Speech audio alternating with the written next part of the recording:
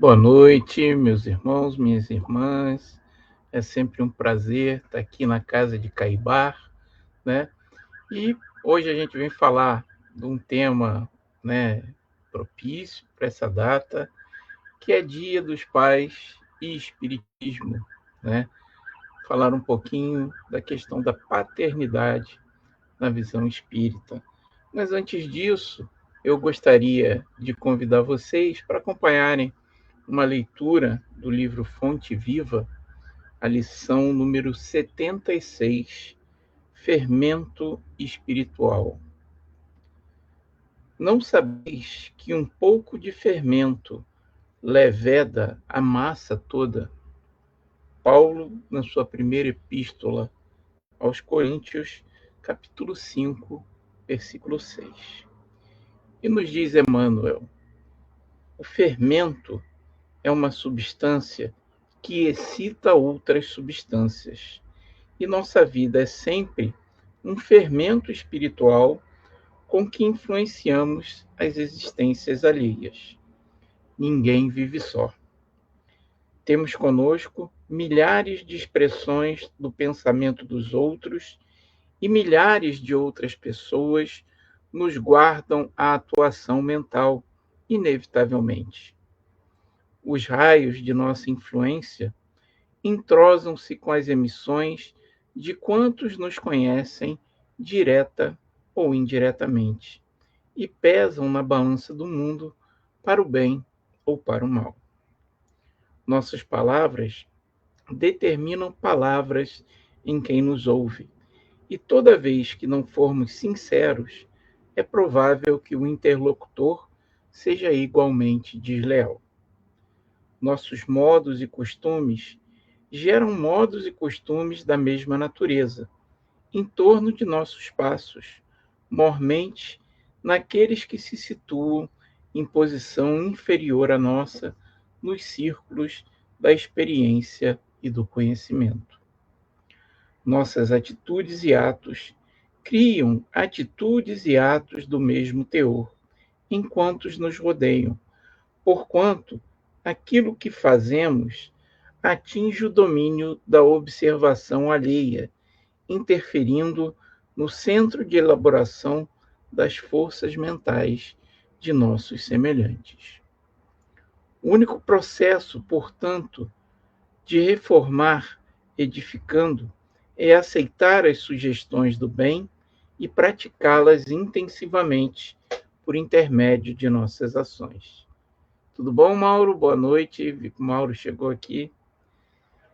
Nas origens de nossas determinações, porém, reside a ideia. A mente, em razão disso, é a sede de nossa atuação pessoal onde estivermos. Pensamento é fermentação espiritual. Em primeiro lugar, estabelece atitudes. Em segundo, gera hábitos e depois governa expressões e palavras, através das quais a individualidade influencia na vida e no mundo. Regenerado, pois, o pensamento de um homem, o caminho que o conduz ao Senhor se lhe revela reto e limpo. Então, vemos aqui nesse texto, né, de Emmanuel a importância de sermos o fermento, né, o fermento daqueles que nos cercam, e o fermento, né, que nós vamos comentar nesse nosso estudo, em particular dos nossos filhos e filhas, né, já que estamos falando exatamente da questão do Dia dos Pais e do Espiritismo, onde eu convido vocês a refletirem sobre essa questão da paternidade à luz da doutrina espírita. Né? Então, deixa eu só me posicionar aqui. Então, quer dizer, a gente pode imaginar quando começou essa comemoração dos dias do Dia dos Pais. E a gente pode refletir, né, que desde o do alvorecer da humanidade, digamos assim, é lógico que essa relação pai-filho, que se forma de início no núcleo familiar, é uma relação, como direi, primordial, né, que praticamente, provavelmente, existe desde todo o sempre. E provavelmente também esse reconhecimento é tão antigo quanto a história da humanidade. E aqui a gente tem um exemplo, né, de um registro escrito, de um registro histórico que ficou disso, que é uma tábua em argila gravada em escritos cuneiformes. Então fala que a celebração ao pai é uma das mais antigas da humanidade. Há cerca de 4.000 anos. Então imagina, 4.000 anos são 2.000 anos antes de Cristo, né? Então é a mesma idade que nos separa de Cristo, separa Cristo dessa primeira inscrição, né, da antiga Babilônia.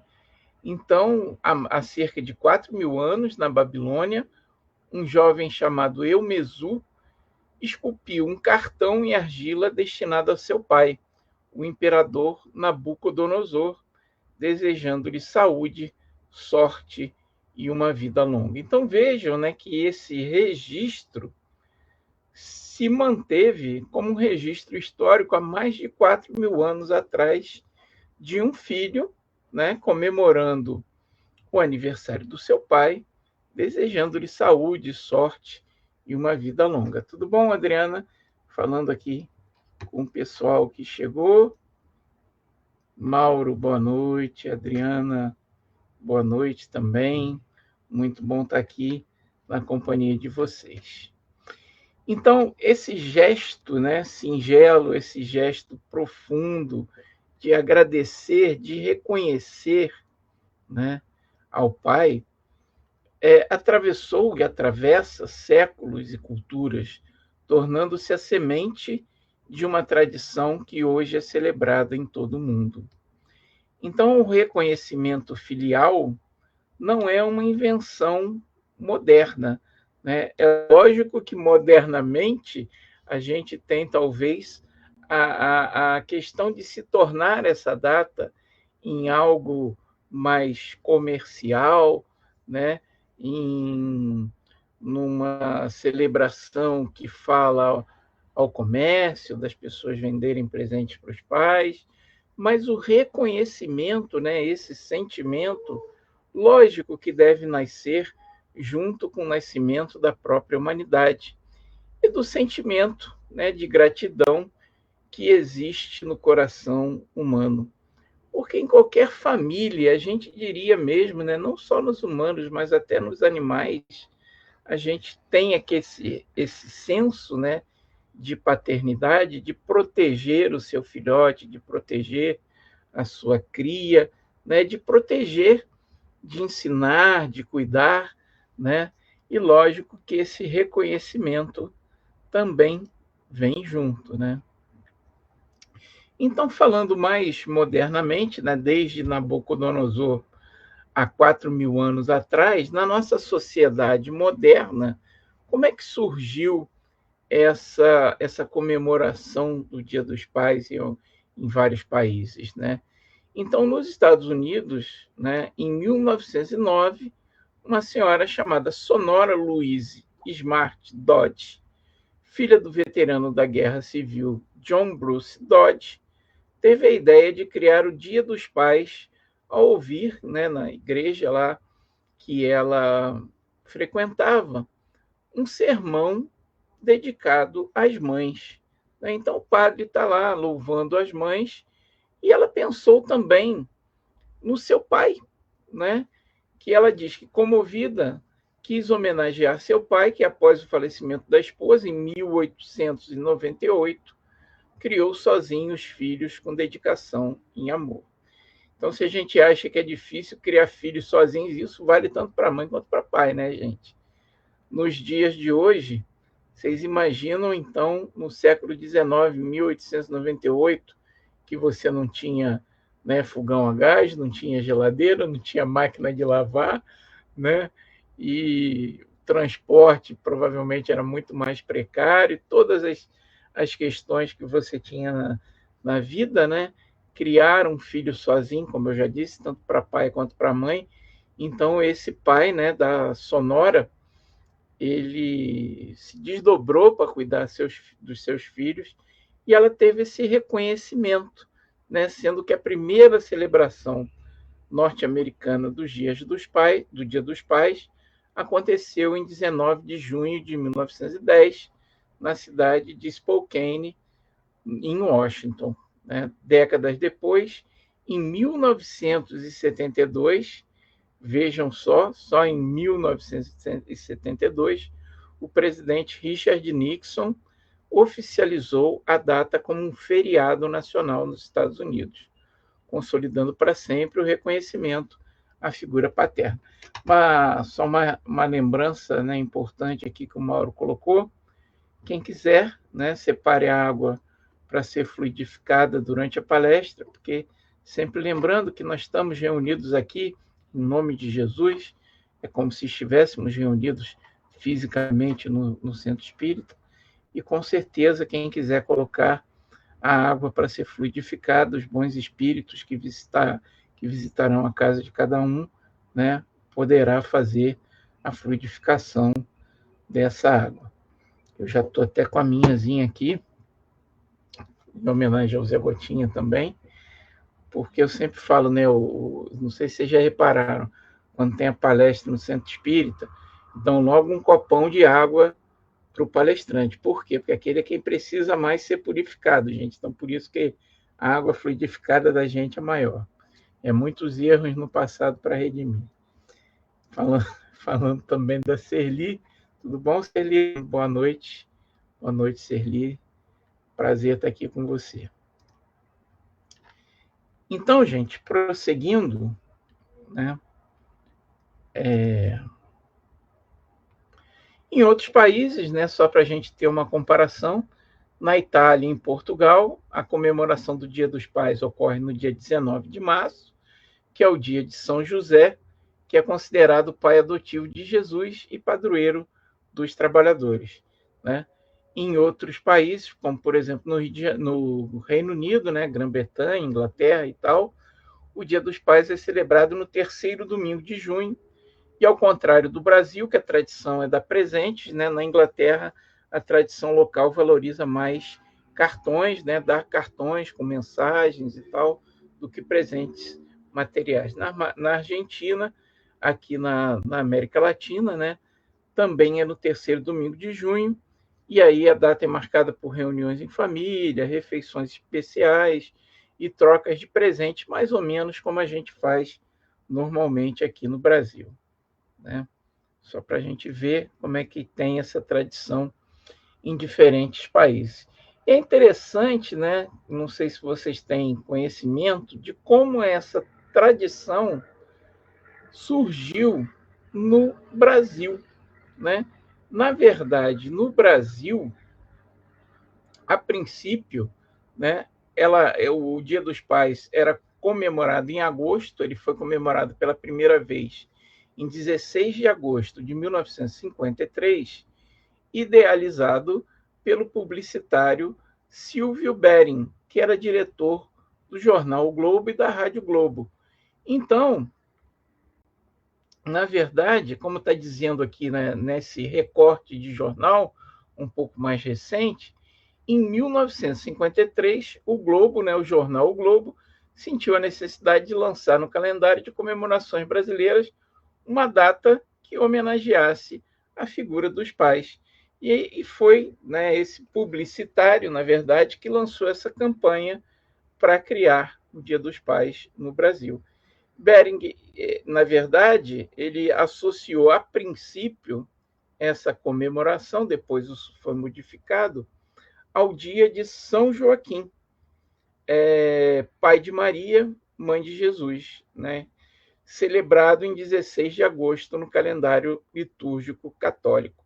Hoje a data, com certeza, é mais associada a São José, né, pai de Jesus, mas a princípio, né, quando se iniciou essa campanha publicitária, se pensou não no pai de Jesus, mas, digamos assim, o avô material de Jesus. Nos anos seguintes, a data foi deslocada para o segundo domingo de agosto, como permanece até hoje. Lógico, né, que a gente sente também uma certa apropriação, de certa forma, comercial dessa data, com a promoção de presentes, eventos, né? Mas é claro que o importante também é a lembrança e o sentimento para os pais, né? Para cada pai. Honrar pai e mãe, né? E aqui tem um trecho interessante, né, do Evangelho segundo o Espiritismo, no seu capítulo 14, que fala da piedade filial e fala sobre esse mandamento de honrar pai e mãe. O mandamento é uma consequência da lei geral da caridade e do amor ao próximo. Honrar ao pai e à mãe não é somente respeitá-los, mas também assisti-los nas suas necessidades, proporcionando-lhes o repouso na velhice, cercá-los de solicitude, como eles fizeram por nós na infância.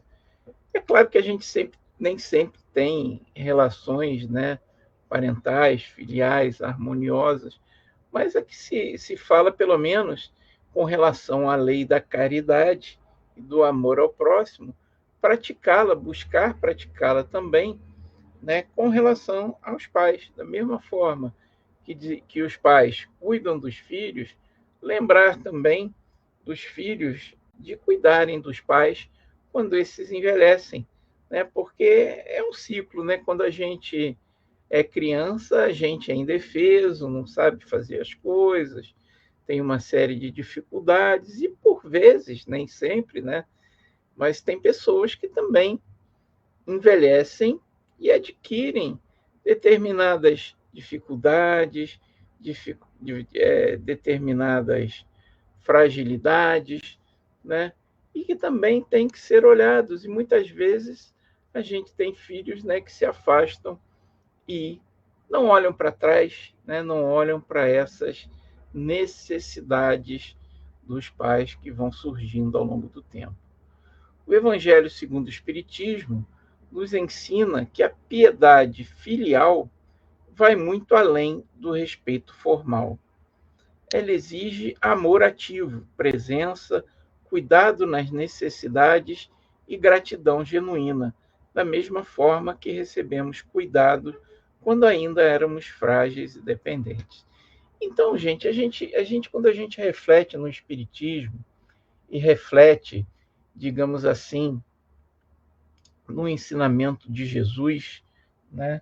Jesus fala muito do amor ativo, de se colocar, né, no lugar do outro, de buscar se colocar no lugar do outro.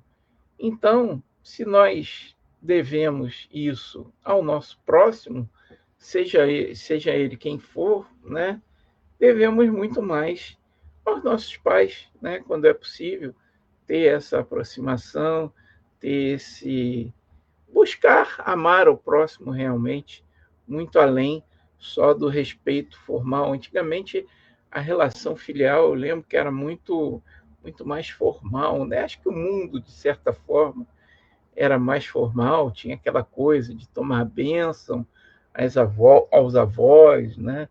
E não sei se às vezes essas relações filiais eram tão espontâneas, né? Mas é algo com certeza a se buscar, né? Ter esse respeito, esse cuidado com os pais. Aproveitando aqui também, mas para quem eu não falei o nosso boa noite, a Luzidalva, chegamos aqui. Boa noite, Luzidalva. Marlene também está conosco. Obrigado, Marlene, pela participação. Boa noite. E a Glória também chegou ainda há pouco nos dando boa noite. Obrigado, gente, pela participação. Então, o que o Espiritismo nos diz? Vamos agora para o Livro dos Espíritos, a questão 582, que nos fala da missão de ser pai. E a pergunta que Kardec faz é exatamente essa: pode-se considerar a paternidade como missão? É uma missão. E é, ao mesmo tempo, um dever muito grande que obriga, mais que o homem pensa, sua responsabilidade diante do futuro. Deus colocou a criança sob a tutela de seus pais para que esses a dirijam no caminho do bem. Se esse fracassa por erro deles, carregarão a pena e os sofrimentos do filho na vida futura.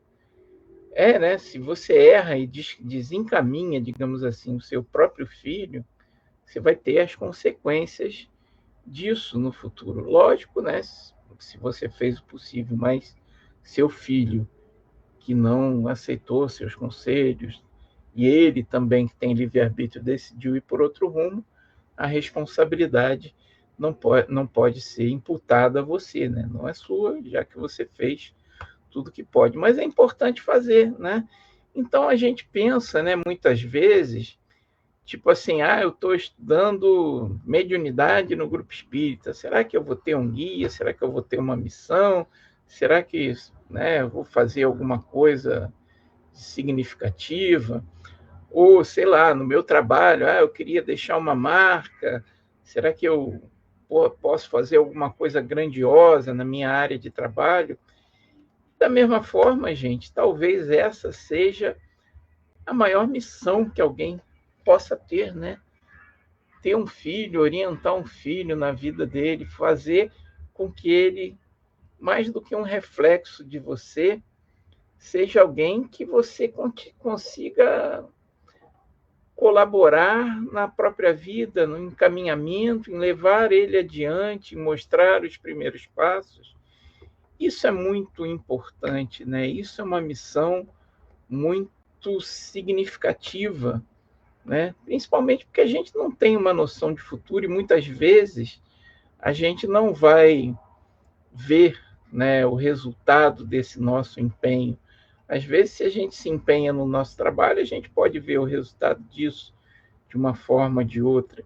Um filho é um plantio de uma semente para um futuro que você, né, cultiva por amor, por determinação, e espera que ele siga, né, os seus passos, espera que ele seja feliz, espera que ele tenha uma boa profissão, que ele seja um bom homem, uma boa pessoa, né, de acordo com as escolhas que tiver, mas é algo que você faz realmente por amor, né, sem interesse, mas é uma missão, né, realmente muito significativa. E segundo o Espiritismo, essa também não é uma missão acidental. Ela não vem a você por acaso. É uma missão escolhida e assumida perante Deus, com profundas implicações para o progresso espiritual de toda a família. Ora, a gente sabe, né, que nossa reencarnação na Terra, aquilo que nós fazemos, muitas vezes é resultado de nossas próprias escolhas, conscientes ou inconscientes. Quando somos conscientes e temos capacidade de escolher, muitas vezes escolhemos exatamente aquele filho, aquelas provas para que possamos, né, muitas vezes, repor dívidas passadas, refazer, né, de uma forma melhor negligências do passado, e muitas vezes, como diz aqui, tem implicações para o progresso espiritual de toda a família, não só para o seu progresso espiritual, mas para o progresso do seu filho, né? A literatura espírita, para quem gosta de ler os romances espíritas e os livros que falam de histórias, né, de reencarnação, tem várias delas, nos contam muitas vezes, né, pais e filhos que foram inimigos em outras vidas ou que tiveram atritos, diferenças e que estão juntos nessa vida para ensinar a amar. Muitas vezes aquele pai numa outra vida e numa outra situação em que teve aquela criança como um rival, como um concorrente, até como um inimigo, né? O prejudicou, o lesionou em outra vida e escolhe, né, tê-lo como filho para que possa reparar os seus erros. Então a gente vê muitas vezes quando a gente tem um filho difícil, um filho complicado, que não te ouve, né? Reflita naquilo que a doutrina espírita te ensina e pense, né? Quem pode ter sido aquele seu filho em outra vida? E também, por outro lado, o que você pode ter errado com ele em outra vida para que tenha nessa vida essa repulsão, essa desconfiança, essas vezes rejeição. A gente sabe pela doutrina que a vida é sempre uma escola de reparação. Então, além dos aspectos lógicos agradáveis de termos uma criança pequena, delicada, que depende de nós, temos que também pensar mais além, principalmente quando as dificuldades vêm, né? E, é, e você tem que lidar com situações difíceis, né? Às vezes com características que são próprias da personalidade daquela criança, daquele seu filho, né? Que a gente sabe também que a personalidade, ninguém nasce como um livro em branco, a gente já tem aquilo que a gente traz de outras vidas, nossos filhos, com certeza também, né?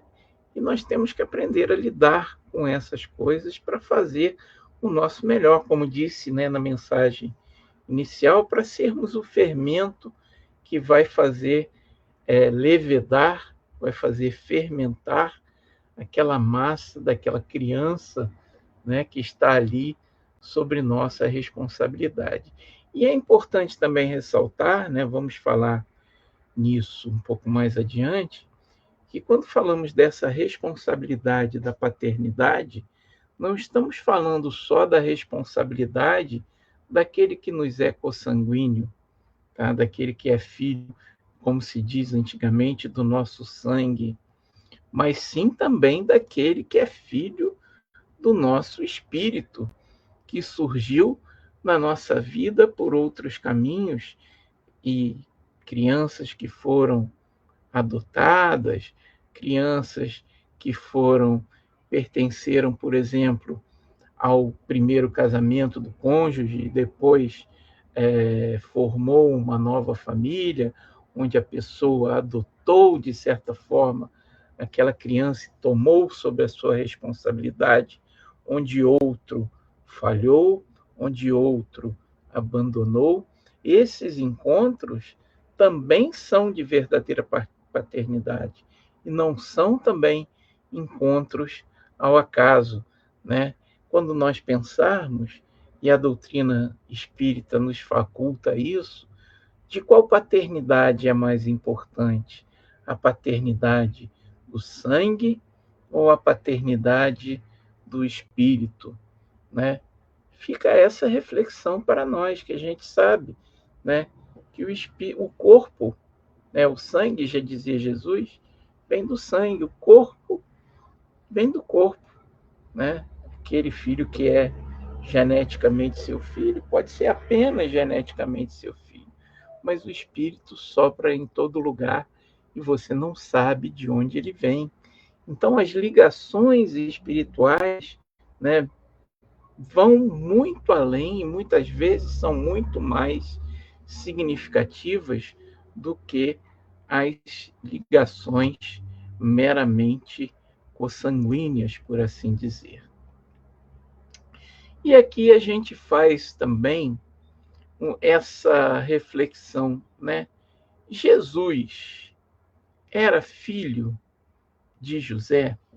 A gente pode ver essa pergunta por duas perspectivas, né?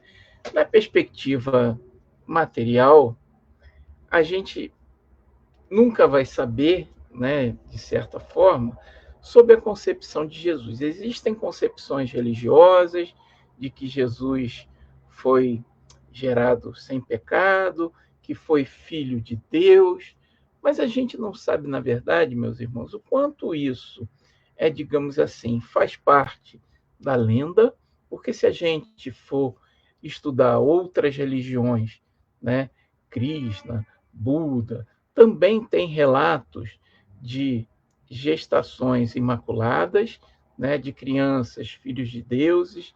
A mitologia grega nos conta disso. Eu acho que não haveria problema nenhum de Jesus ter sido filho material de José. É lógico que um grande espírito, né, mas filho de um homem, porque não poderia sê-lo, né? Mas aí, é como eu falo, a gente não tem um dado histórico e a gente entra na questão da religião em si, né, em que fala que Jesus não teria sido um descendente consanguíneo de José, né? E sim que tivesse tido uma concepção miraculosa, né, como as religiões, né, consideram. De toda forma, a gente tem em José, com certeza temos também, essa paternidade, isso eu creio que indubitavelmente, essa paternidade moral, essa paternidade do acolhimento, essa paternidade do exemplo, né? Tanto que a gente tem aqui uma imagem, né, de Jesus aprendendo com José o seu ofício, né? E se refere no Novo Testamento várias vezes Jesus como Jesus, filho de José, Jesus, filho do artesão, do marceneiro José, né? Então, a gente sabe, né? Os pais transmitem aos filhos a semelhança moral. Livro dos Espíritos, questão 207. Não que diferentes são as almas ou espíritos de um e outro. O corpo, como eu falei, deriva do corpo, mas o espírito não procede do espírito. Entre os descendentes das raças, há apenas a consanguinidade.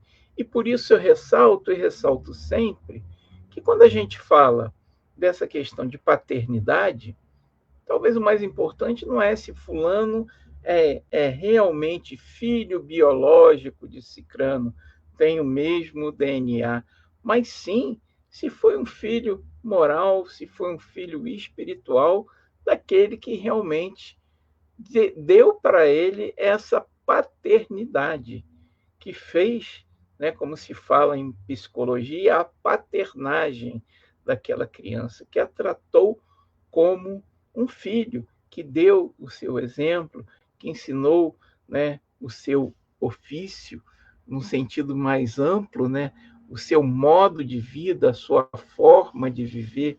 Esse é o verdadeiro pai, né, daquele filho. E o Espiritismo nos revela que a herança moral não se transmite pelo sangue. Cada espírito traz a sua própria história e evolução. Isto nos mostra, e vejam a importância disso, que ser pai vai muito além da biologia.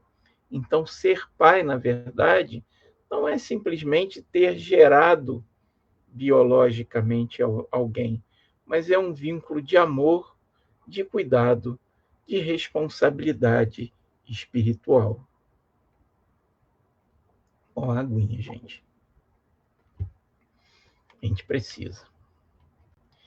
Vamos lá. José, pai de Jesus, sim, né?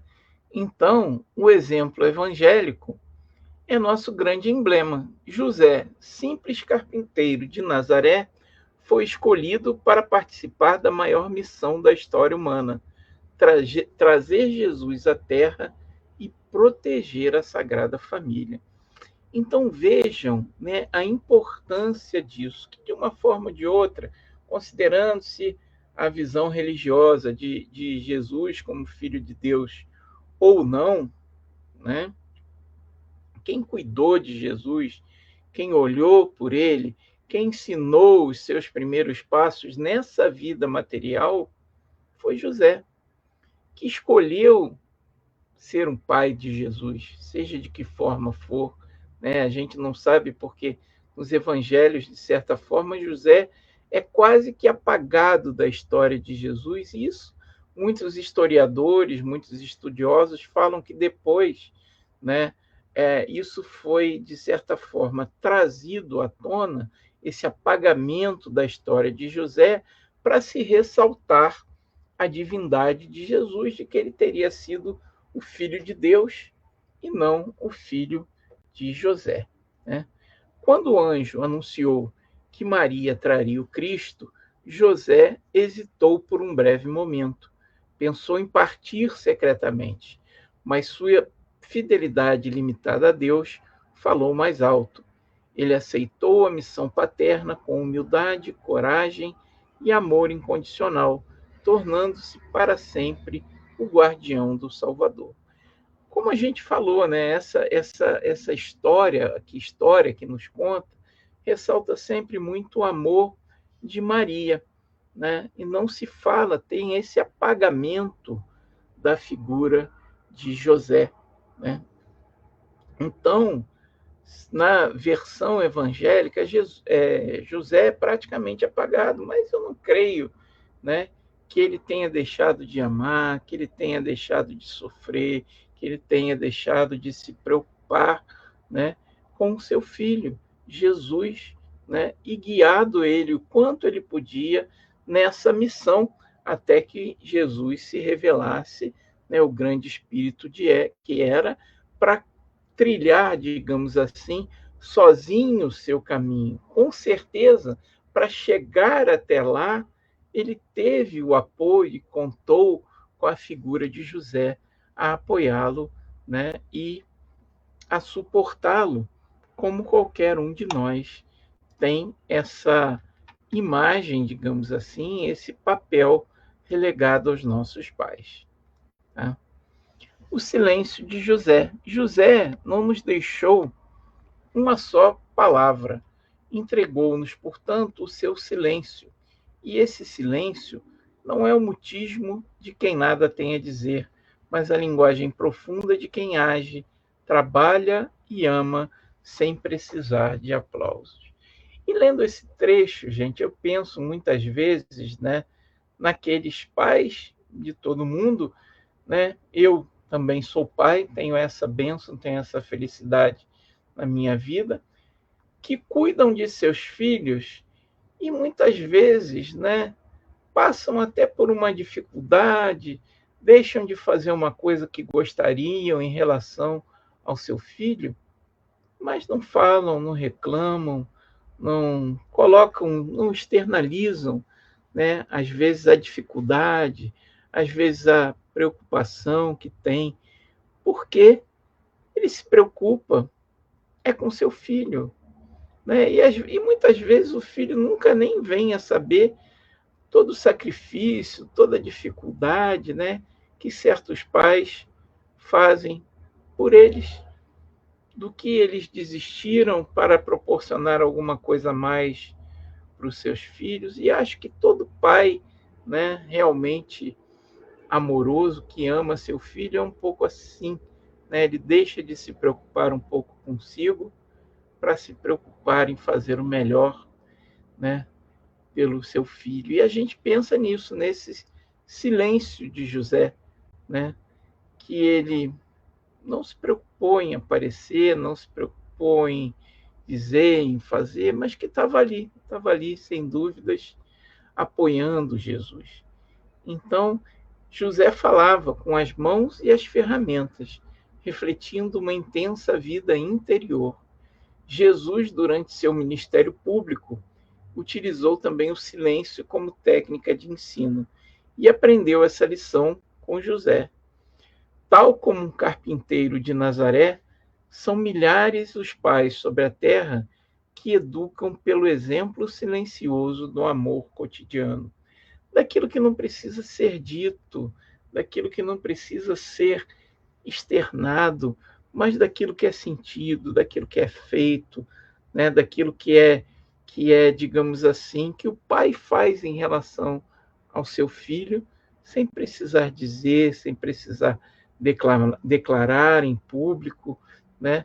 Mas que faz em silêncio, né? Que faz por amor, que faz nessa condição, digamos, de muitas vezes até de anonimidade, não só para os outros, mas às vezes até para o próprio filho.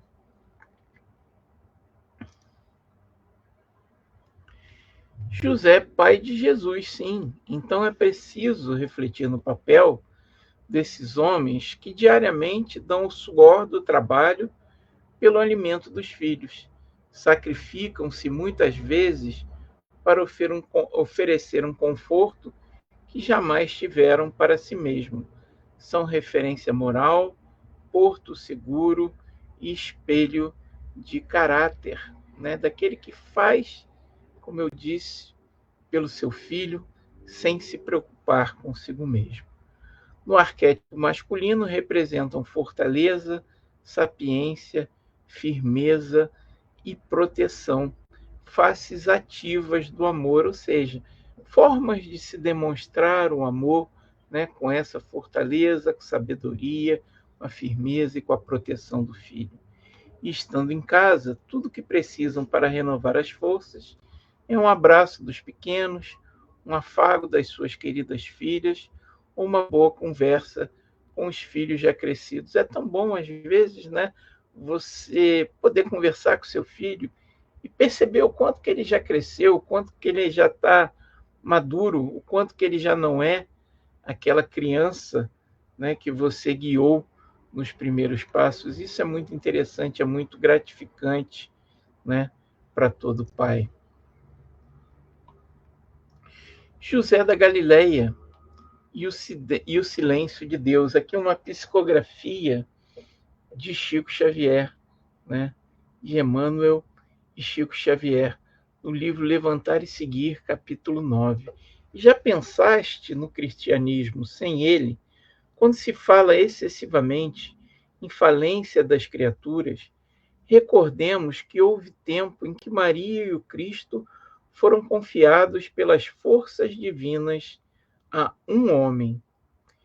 Entretanto, embora honrado pela solicitação de um anjo, nunca se vangloriou de dádiva tão alta. Sem qualquer situação de evidência, deu a Jesus tanto quanto podia dar.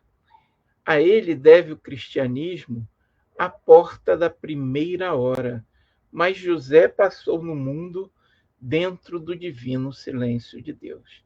Então você imagina, né, as situações que José soube, considerando, né, como eu falo, a gente não consegue separar aqui o mito da realidade, mas a perseguição do Egito, o fato de saber do papel que teria o seu filho, né, e de todo, digamos assim, a situação que José viveu para manter Jesus, criar Jesus em tempos tão duros, tão difíceis, com a dominação do Império Romano, né? E ele se manteve ali, firme, silente, né? Calado, protegendo e cuidando daquela sua família, muitas vezes, talvez, passando por dificuldades, passando por angústias que só a ele cabiam. E não é assim para muitos dos pais de hoje, que muitas vezes passam por angústias, por preocupações, se preocupam com o futuro dos filhos, o que meu filho vai ser, o que ele vai fazer, quem que ele vai ser amanhã, né? Passa pelas dificuldades de manter aquela família, de ter o seu trabalho para trazer o sustento, para dar o conforto para os seus filhos, muitas vezes descuidando até de si mesmo, sem se preocupar com si mesmo. E a gente reflete muito nesse simbolismo de José, né, como um símbolo da humildade que sustenta o mundo. O pai que serve sem exigir reconhecimento, que protege sem alardear que ama no silêncio sagrado, na entrega total. Então, eu acho que a gente, às vezes, né, refletindo nessa imagem de José, deve refletir também na figura dos nossos pais, naquilo que talvez ele tenha querido nos dar e não conseguiu, naquilo que ele, às vezes, pode ter querido expressar, falar, mas não sabia como, não tinha como, né? E, por outro lado, também, mesmo que nosso pai tenha sido falho, tenha tido seus defeitos, tenha tido as suas dificuldades, né? Refletirmos nisso, né? Muitas vezes nessa humildade daquele que te protegeu em algumas situações, daquele que sustentou a sua vida, a sua família, né? Sem alardear, sem fazer propaganda disso. Então é interessante a gente refletir nesse símbolo de José, né, como um símbolo da humildade que sustenta o mundo, que dá condições para que o seu filho siga em frente, né? E uma coisa que também é importante da gente falar é da diversidade das famílias e dos pais. Porque quando a gente fala em pai, Dia dos Pais, talvez muita gente ainda tenha, né, aquela ideia antiga da família margarina, do pai, da mãe, né, das crianças, mas essas não são todas as famílias que existem, e esses não são todos os tipos de pais que existem. A paternidade não tem uma forma única. E como a gente falou, o amor que define um pai é o mesmo que move corações diferentes em realidades diversas. Como nós falamos, né? O que é mais importante? A paternidade sanguínea, daquele que é descendente, ou a paternidade espiritual, moral? Porque, infelizmente, tem muitos pais que são apenas pais biológicos, que abandonam seus filhos, que não cuidam de seus filhos, que não demonstram amor, que não demonstram cuidado, né? Mas existem outros pais, ou existem outras expressões daqueles pais que são os pais verdadeiros, daqueles pais que são pais espirituais, que são pais morais e que têm diferentes expressões dessa paternidade. Por exemplo, casais homoafetivos, né? Pessoas do mesmo sexo que adotam crianças, e hoje eu acho que a gente já normaliza isso como uma coisa normal, né? Que educam com amor, com responsabilidade, com dedicação, construindo lares repletos de cuidado e de afeto, né? Embora a gente ainda conviva com discursos de ódio que muitas vezes confundam orientação sexual com caráter, e uma coisa não tem nada a ver com a outra, né? Tem casais, tem homens, né, heterossexuais que são canalhas, que fazem todo tipo de atrocidade, que abandonam os seus filhos, inclusive, enquanto existem homens, né, homoafetivos, homossexuais, né, usar um termo mais antigo, que tratam, adotam filhos que aqueles outros homens abandonaram, e esses sim são pais de verdade, que educam com amor, com responsabilidade, com dedicação, né? Então nós temos que reconhecer pais que são pais independentes, né, do tipo de relação que tem, do tipo de orientação, pais também adotivos, né, casais heteroafetivos ou não, que acolhem filhos com amor incondicional, escolhendo-os com o coração. Então, aqueles que adotam, né, que escolhem muitas vezes, né, que adotam crianças porque não pode ter filhos ou porque Deus fala aos seus corações, e esses reencontros, muitas vezes, são necessários pelos motivos que eu falei, pela recomposição de outras vidas, que podem não vir pela via biológica, mas que são pais da mesma forma, com as mesmas, com as mesmas responsabilidades e condições, os pais afetivos, os pais que eu falei de família reconstituída, que assumem filhos de casamentos anteriores, né, com carinho, com paciência, com comprometimento, muitas vezes que foram esses filhos que não tiveram um amor efetivo do seu pai biológico, mas que vão ter o amor desse seu pai nessa família, nessa nova família reconstituída, que também são pais que merecem todo o nosso respeito.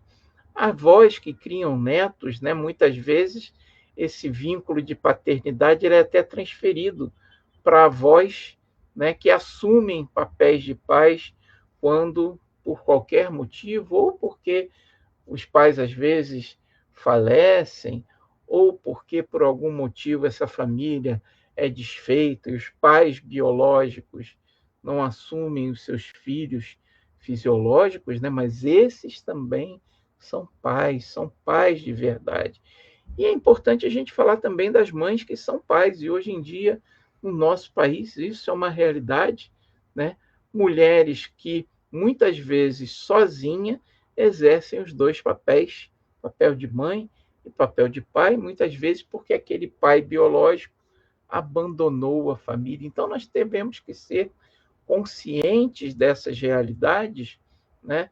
E louvar, agradecer, valorizar todos esses tipos de paternidade que o Espiritismo nos mostra que a paternidade verdadeira vem desses vínculos, né? De vínculos morais, de vínculos espirituais e que ficam sempre acima dos laços consanguíneos. Claro que existem pais consanguíneos, muitos, né, que honram o seu papel, mas devemos considerar a todos, né, a todas as formas de paternidade. O que define a família não é o formato. O que define verdadeiramente uma família é o vínculo de amor, de cuidado e de responsabilidade afetiva que une esses corações. Então, finalizando, meus irmãos e minhas irmãs, eu gostaria de deixar a todos e a todas um feliz Dia dos Pais, a todos os pais, né?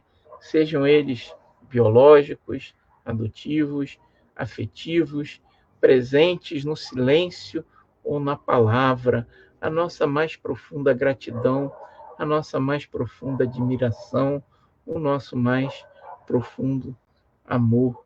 Obrigado, pais, obrigado vocês que escolheram, né, ser pais daqueles que Deus colocou em seus caminhos. Deus colocou a criança sob a tutela de seus pais para que esses a dirijam no caminho do bem. Não nos esqueçamos nunca disso, né? Livro dos Espíritos, questão 582. Obrigado, meus irmãos. Que Jesus possa estar em nossos corações. Deixa eu colocar aqui mais algumas palavras. Desculpem aqui se eu esquecer de alguém. A Geni nos dando boa noite. Alcione Monteiro também, boa noite. Obrigado aqui a Luzidalva, ótima explicação sobre o assunto. Tenho um filho do coração e sinto paz estando com eles. Isso aí, Luzidalva, com certeza. Obrigado também, Geni, excelente palestra. Se alguém tiver alguma pergunta, gente, ou quiser fazer algum comentário, fica à vontade. Depois a gente convida vocês para a nossa prece, tá? Só para a gente colocar aqui alguns comentários que vocês já postaram. Mauro aqui falando. A mãe que apanha, que assume a educação sozinha. O avô que educa o neto na falta do pai. Pois é, então, é o que eu falo, Mauro. Todos são pais, né? Todos merecem o nosso respeito, a nossa gratidão. e a nossa lembrança também nesse Dia dos Pais, né? Obrigado. Eu é que agradeço sempre essa oportunidade de reflexão, de trabalho a todos vocês. Gratidão a todos os presentes. Obrigado aí, Marlene, pelo elogio, excelente palestra. Serli, né? Se alguém tiver mais alguma colocação, temos mais alguns minutinhos. Se não tivermos, né, eu vou convidar a todos para elevarmos o nosso pensamento a Deus, ao Mestre Jesus. Mestre Jesus amado, agradecemos mais uma vez pela oportunidade de estarmos aqui reunidos em Teu nome para nos lembrarmos e termos o nosso pensamento carinhoso a todos os pais, aqueles que estão conosco, aqueles que já se foram, aqueles que são mães, aqueles que são avós, aqueles que nos adotaram, mas que não faz diferença nenhuma porque são nossos pais verdadeiros, aos pais também que nos geraram com todo amor e carinho e continuam cuidando de nós até hoje. Abençoa, Mestre Jesus, a todos os pais, neste e nos demais planos da existência, que o teu amor, que a tua compreensão possam estar conosco. Traga-nos a tua paz, o teu amor a todos os lares aqui representados. Fluidifica essas águas através dos seus irmãos, dos seus espíritos superiores, nossos irmãos, para que eles possam nos trazer os fluidos de mais alto, com tuas bênçãos, com suas melhores vibrações. Que o teu amor, que a tua misericórdia se faça sempre presente em nossas vidas, Mestre amado. Se for da tua vontade, que assim seja.